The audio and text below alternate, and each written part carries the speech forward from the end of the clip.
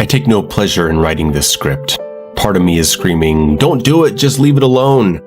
But I can't. I started this, now I gotta finish it. Obviously no pleasure was taken, dude. We all accidentally make controversial rage bait titles to farm engagement. Jokes aside, let's look at the background gameplay he uses to call the game shallow and see if his point stands. Arkham Knight is hands down one of the most irritating, frustrating, and boring games I've played in years. It's not even bad in an interesting way. The whole thing is just wrong.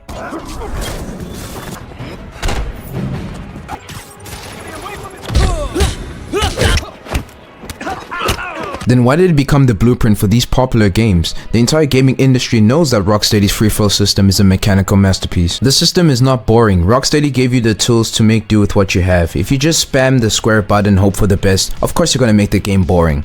No, I swear half this fucking game is driving the Batmobile, driving around the streets and fighting tanks. And 100% in 21 hours. I was in the Batmobile for just under 4 hours. You get a total of 16% Batmobile. Again, no. Under 20% of everything, which would feel like 50 if you didn't learn how to use your dodge thrusters in the tank sections.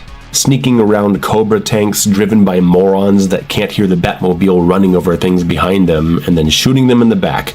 Over and over. How would they hear you though? These are drones that operate on optical and radar sensors. The story comes to a halt at a certain point to explain to you that these are unmanned. The Cobra drone has enough firepower to rip the Batmobile to shreds in just a few shots. If you claim they're manned by morons and Batman blows them all to hell, that breaks the narrative because Batman does not kill. Rocksteady made them drones specifically so they could justify the use of a Batmobile destroying the tanks without being a mass murderer.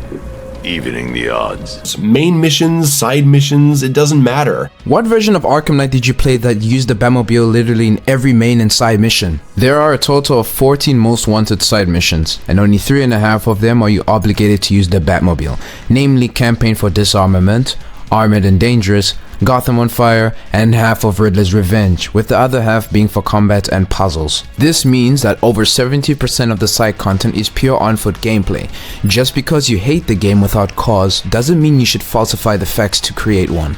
Call the Batmobile so it can save you. Hello, the militia that are trying to occupy Gotham, pun intended, are a little army boasting tanks and drones and crazy-ass ninjas. Batman wouldn't do it alone without his tank. If he did, he'd be an idiot, which is not what he is. And the Batmobile is a literal gadget to him. You see it in the weapon wheel. Hell, the game forces you a few times to use it. The Batmobile is not a sentient robot like Wall-E. It runs off what Batman orders it to do, and that's what Batman does. He adapts to his enemies to beat them. How do I use the environmental attacks? I gotta look it up every time I open the game. Why is it the same button combination as picking up weapons? Why are there more colored indicators to react to? Blue indicators, red indicators, glowing objects, glowing people. Too much crap on screen. So to sum up your argument, you're blaming the game for your lack of knowing how to play it right. You say the game has way too many indicators, however you don't know how to do environmental takedowns. It highlights every single interactable object in blue when an enemy's near it. At this point, you're asking the game to play itself for you. Arkham Knight's combat UI shows the absolute necessary things you need to know, which isn't much to say the least. Counters and interactables. It's not a design flaw when you're easily overwhelmed and resort to button mashing instead of reading the fight. Take a look at these two games. I'll ask you to comment which one actually has less clutter on screen.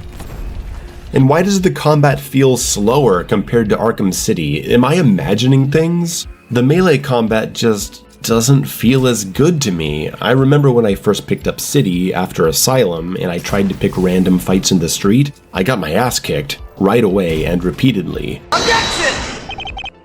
You still get your ass whooped, and here's why.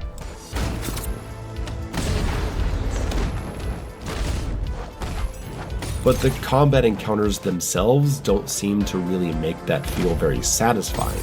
Have you thought of maybe turning up the difficulty and actually playing around with the game's mechanics? Maybe then it will feel like a challenge when you're juggling different kinds of enemies while trying to maintain a combo of 100 hits. That isn't a critique, you're just blatantly saying you'd rather get bored than actually get good at the game. One thing I loved in Arkham City, seamlessly they introduced the functionality of your gear into the exploration of the world. The electric gun would open doors, the freeze bombs shut off the steam pipes. The solution to all these puzzles tends to be find a way to make the car do it. Yeah, no, quit nostalgia writing, man. We can't pretend that the voice synthesizer, remote hacking device, the freeze blast, and the REC gun did not exist. You say you're not incentivized to use them gadgets, but the game has entire puzzles dedicated to some of which you didn't bother to find. And for the record, the Batmobile is part of the combo. Some of the best puzzles in the game require you to use that with the line launcher or some other gadget to progress. It feels like Batman porn. And it's this gross, overindulgent scene of, oh yeah, fuck yeah, look at all that sweet gear. It's gross. I felt like I needed a shower. What the fuck? If a 2-minute cutscene of a fictional billionaire putting on this superhero suit makes you feel personally violated, that's a deeply weird psychological projection and not a valid video game critique. Let's run around doing these VR training missions for the next 20 minutes so we can try out all this radical Batman tech. First of all, it's AR, not VR. And they don't last for 20 minutes. Hell, the Fear Takedown tutorial alone takes 30 seconds. You're literally making up fake minutes to justify an emotional breakdown over a wardrobe change in a superhero game, dude. I couldn't finish it. I made it halfway into the Harley Quinn section and I gave up. It didn't matter that it was presenting me with more actual combat. I think I just didn't care anymore. I hope you're listening to what he just said, because he spent his entire review crying that there was too much Batmobile and that the combat was not satisfying, very sluggish and boring. But the moment he reaches Panessa Studios, where in this part of the game there's less of the Batmobile and more of combat with Robin and has the best stealth rooms in the entire series, he quits. Just like that. But it was right there. You got exactly what you were begging for. Pure, high-level Batman combat and stealth, and then you quit because you didn't care? You can't call a game's combat system bad or trash just because you rage quit before the game takes the training wheels off, man. So you revealed half a game, ignored the best parts about it, called it a disappointment. Why does this video even exist then? Well, I don't care who the Arkham Knight is or what he wants. Then why is this video even a thing? Wait, hold on. I think I just figured out the problem. I spent this entire video defending Rocksteady's masterpiece, but looking at your title, you were not even playing Batman Arkham Knight. No, you were playing Arkham Knight. Yes, the bootleg game where you're playing as Bat Guy, driving the Bat Sedan, driving around Gotham City to stop the prankster. Yeah, no, that explains everything. That's why everything feels so wonky. You downloaded a virus. Hello, your computer has virus. If a movie critic walked out of a murder mystery halfway through and published a review saying, "I didn't care who the killer was, terrible movie," they would be clowned, wouldn't they? Saying you don't care is not a valid critique of the game story at all. It's just an admission you went into the game with the mind of hating it. You lack the basic attention span to even finish the game you're complaining about. I've had it up to here with this ridiculously bloated and unintuitive upgrade system where you can upgrade like 200 things. It's enough! I've had enough! This is another Secret Doom Eternal Glaze, isn't it? Because that game has the Predator suit tokens, Sentinel crystals, weapon mods, mastery challenges, and runes scattered across 5 different menus. And somehow WayneTech upgrade points is where you feel overwhelmed. A menu with pictures and video tutorials is unintuitive to you, then it's not bad game design, you're just lazy. Thank you to everyone who warned me about this game. I wish I'd stayed away. To call this entire review a massive faux pas would be the understatement of the year. You went into a beloved franchise, skipped the mechanics, ignored the story, quit halfway through, and then blamed the game for your own lack of skill. At this point, more than half of the Arkham community wishes you hadn't even made this video.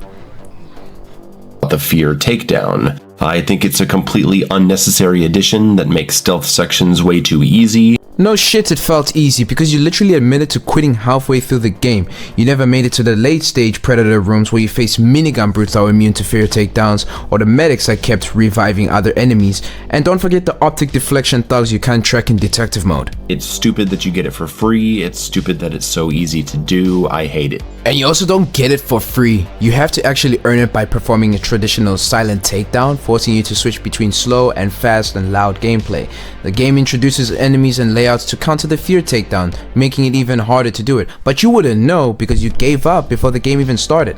And long story short, I thought Asylum was cool, though it lost my attention after 10 hours or so. So you gave up 10 hours in the game, literally at the finish line, because you couldn't master the combat, and now you want to review the most mechanically complex game in the franchise. This sounds like a skill issue. So what's the final verdict on this review? As a genuine objective critique of video game design, it is sub-0. But as a masterclass in engagement farming, I'll have to give it a 9.5 out of 10 for pure rage bait. You successfully triggered an entire fan base because you couldn't figure out how to counter. If you hated under the Mayo's review more than I did, hit subscribe and like the video. And before running away, drop a comment below. What was the single worst take in his entire review? Was it calling the suit upgrade Batman porn or admitting he didn't care who the Arkham Knight was? Let me know and I'll pin the best roast.